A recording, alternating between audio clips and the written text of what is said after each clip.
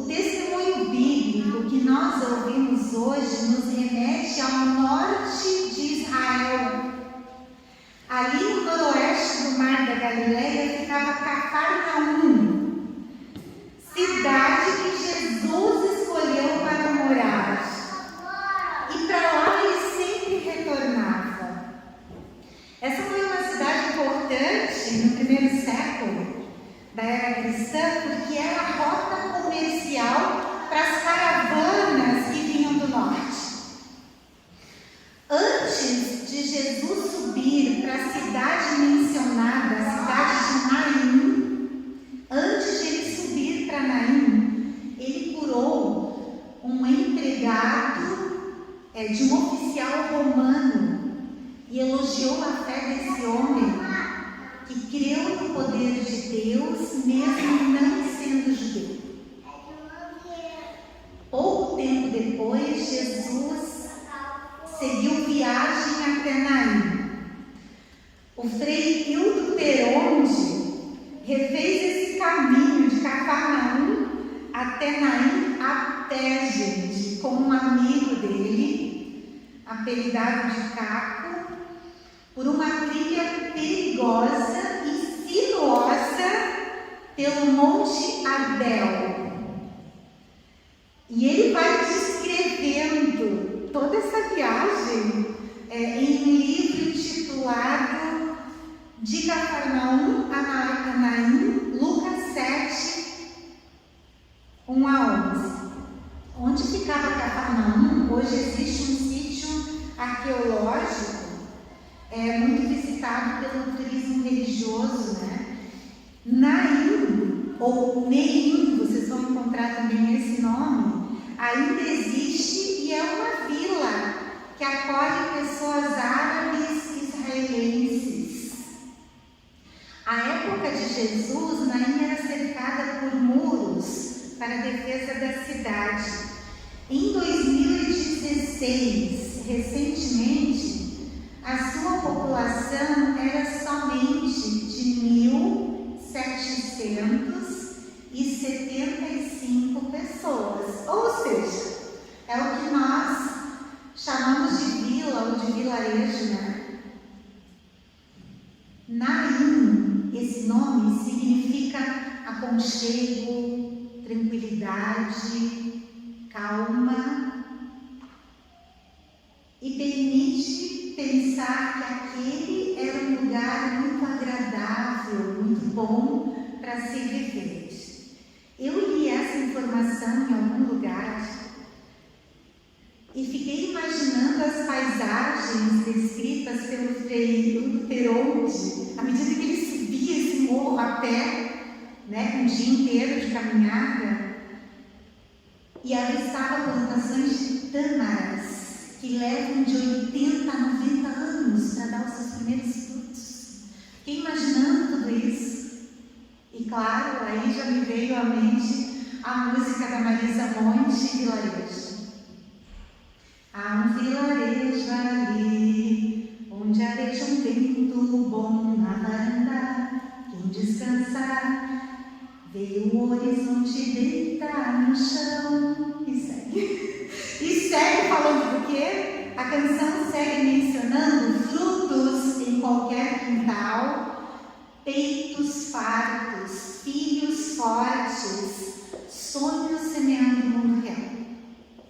Nazaré, onde Jesus cresceu, Jesus de Nazaré, fica cerca de 8 a 14 quilômetros de Naim. Bom, com isso vocês conseguem imaginar esse cenário onde aconteceu esse testemunho bíblico.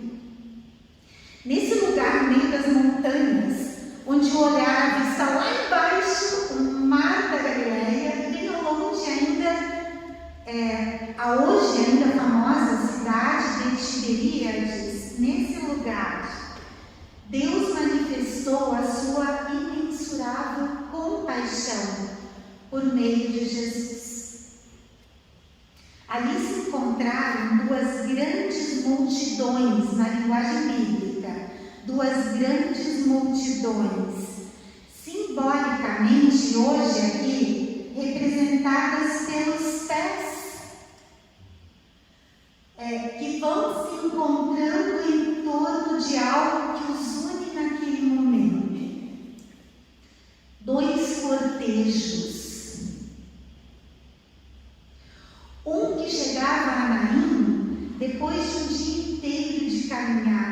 morro acima. Essas pessoas vinham com Jesus. Nós não sabemos sobre a intenção da viagem. Será que Jesus tinha conhecimento do que havia acontecido ali no dia anterior, do falecimento do filho dessa viúva? Não sei. O outro cortejo vinha saindo do vilarejo e estava justamente no portão, junto a essa muralha de proteção, quando o primeiro cortejo vinha chegando.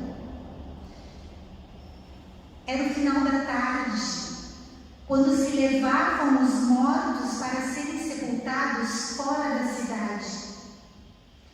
E naquele momento, Deus revela de uma forma profunda a sua compaixão, o encontro dos dois cortejos.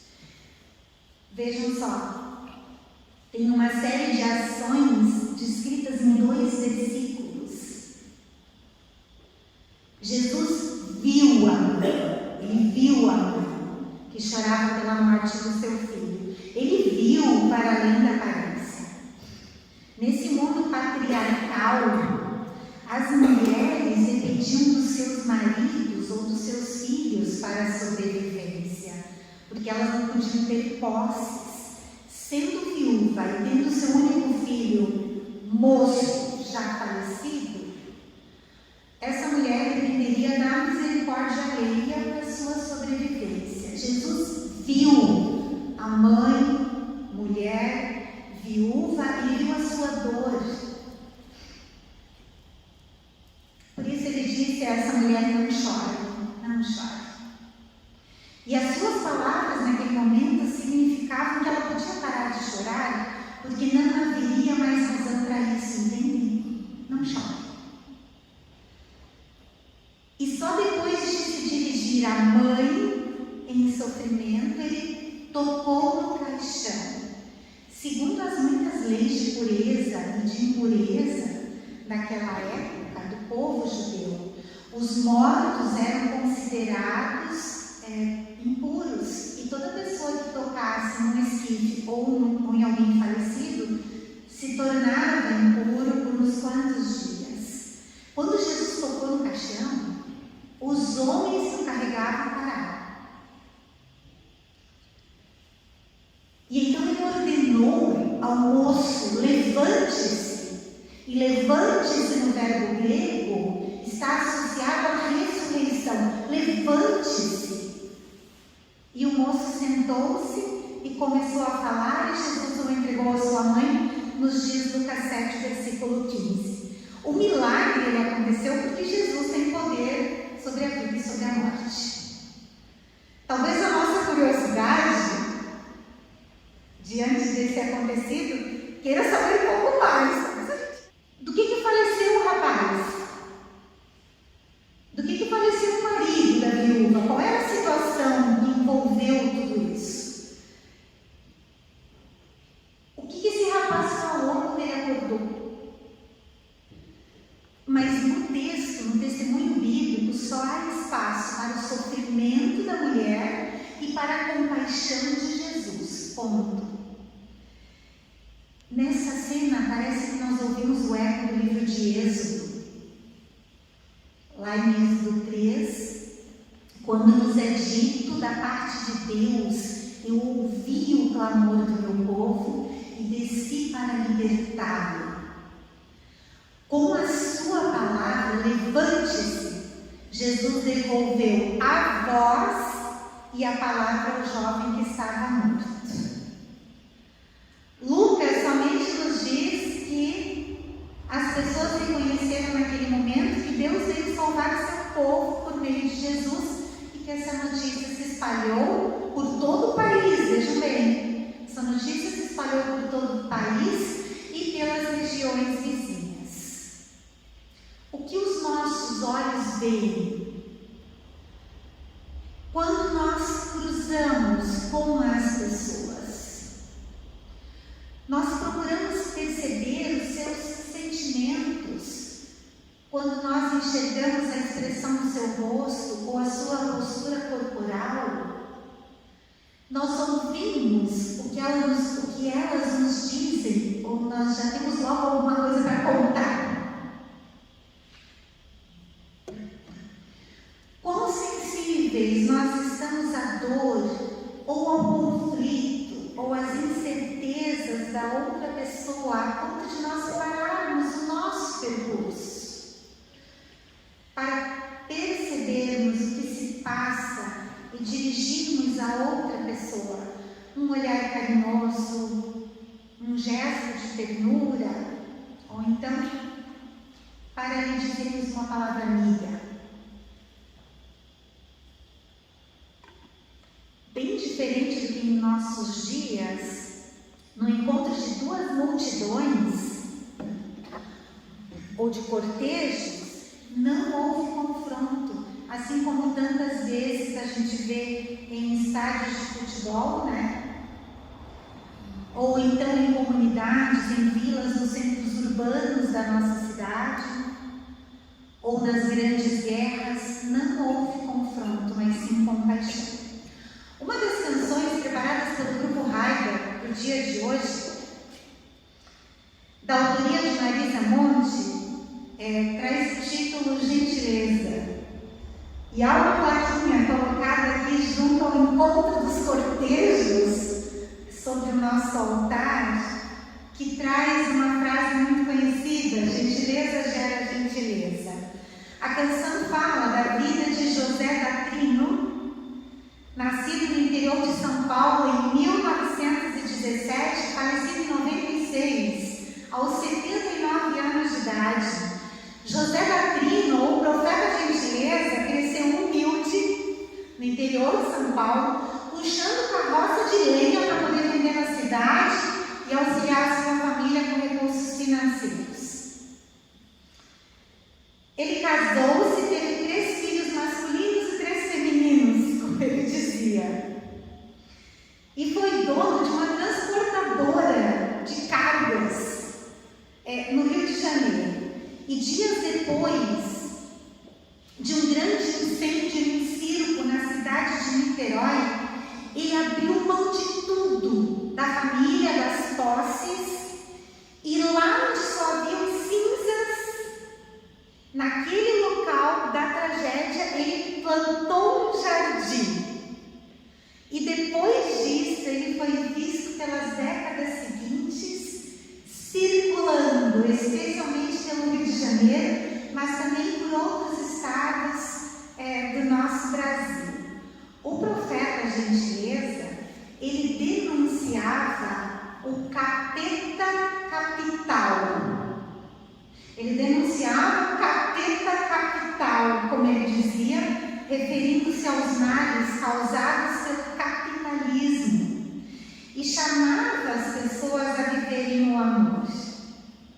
Ele era visto em várias partes da cidade ao longo de um mesmo dia. Vejam bem, é um andarilho missionário. Era visto na cidade do Rio de Janeiro, em vários lugares diferentes, né, ao longo de um mesmo dia, e fazia questão de estar onde estavam as multidões. Há notícias da sua presença, por exemplo, na época 92. Nos anos 80, Gentileza pintou 56 murais ao longo de 1,5 km sobre pilastras do viaduto do gasômetro no Rio de Janeiro. E seu slogan mais conhecido foi o princípio ético. Gentileza gera gentileza. Esses painéis foram pintados depois, posteriormente, de tinta cinza pela prefeitura. E mais tarde a própria prefeitura também recuperou a arte. A postura de Jesus, gente, frente ao sofrimento da mulher, mãe e viúva de Naim, encontra eco na obra e na vida do profeta Gentileza. Assim como encontra eco em toda atitude que prega e vive paz com justiça. Aqui na São Lucas, já há um bom tempo, nós permanentemente nos engajamos em uma campanha chamada Mini Gentilezas. Ela está aqui do lado, tem banner, tem doado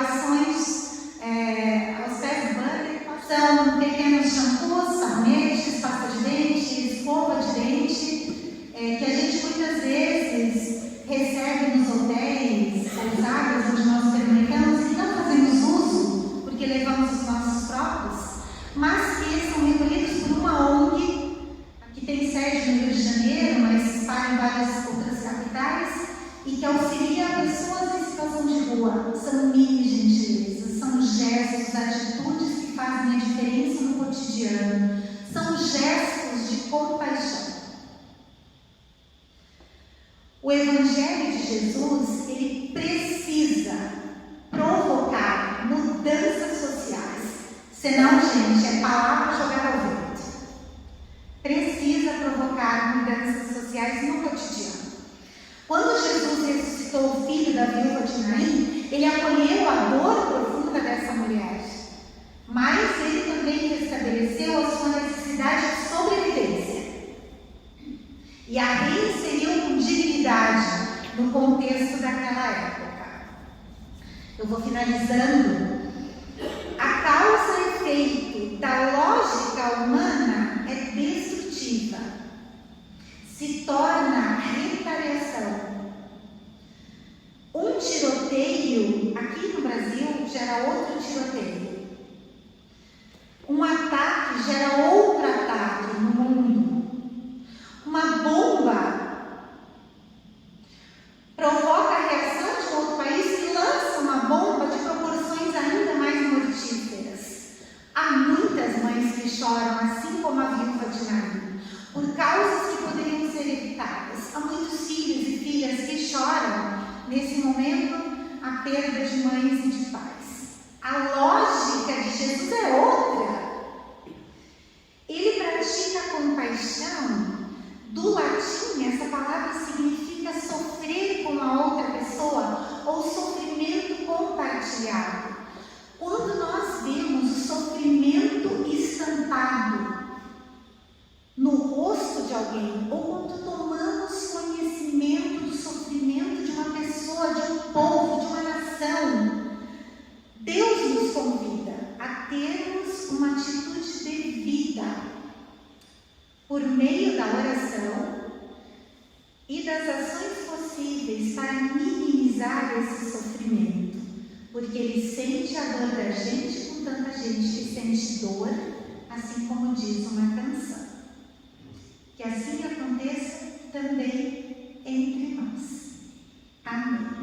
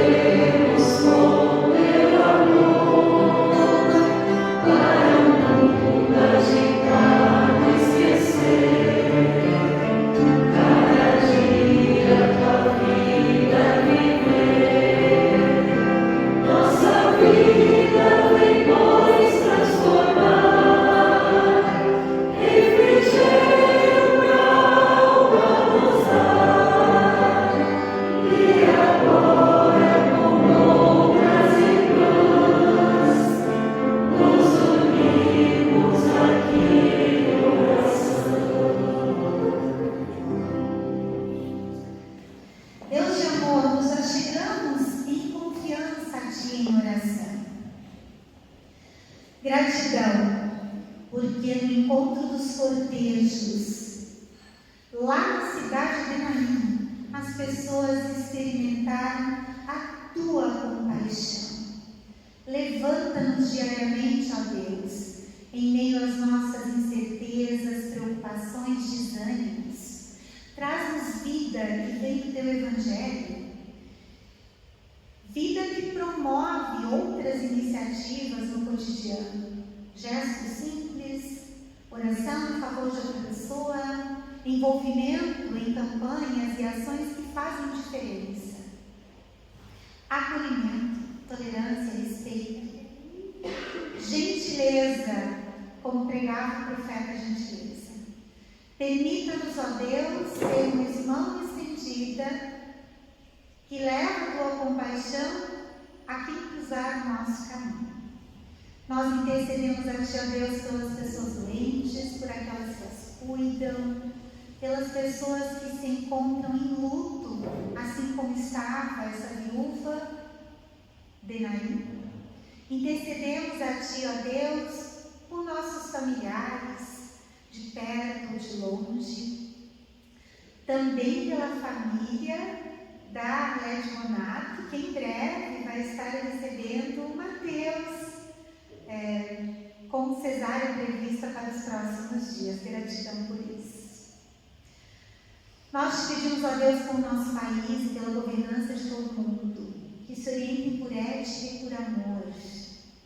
Nós intercedemos a Ti, ó Deus, pela comunidade Martin Luther, pela comunidade São Lucas, por todas as comunidades que se dispõem a vivenciar generosidade e compaixão de muitas formas. Pela Casa de Passagem, por essa belíssima iniciativa do projeto Mil Gentilezas, que alcança tantas capitais em nosso país. Sê Tu, ó Deus, com cada um e com cada uma de nós. Traz-nos a tranquilidade de que Tu segues conosco em todos os momentos. Assim nós oramos